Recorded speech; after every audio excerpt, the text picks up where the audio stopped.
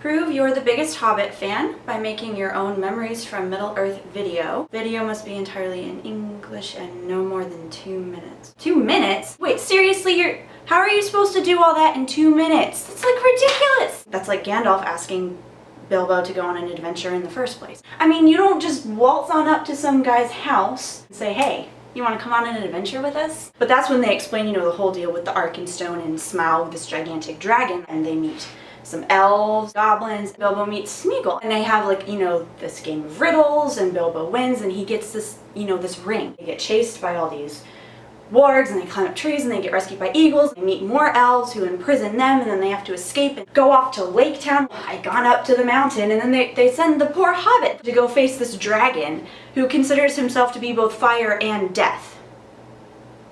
Because that's smart. They put stuff in there that's not even in the books. You kind of get a mention of Azog. Like the necromancer, that's an afterthought. Oh yeah, I was, you know, fighting this necromancer guy. You actually get to see Gandalf waltz on in there and be like, hey, where's your master?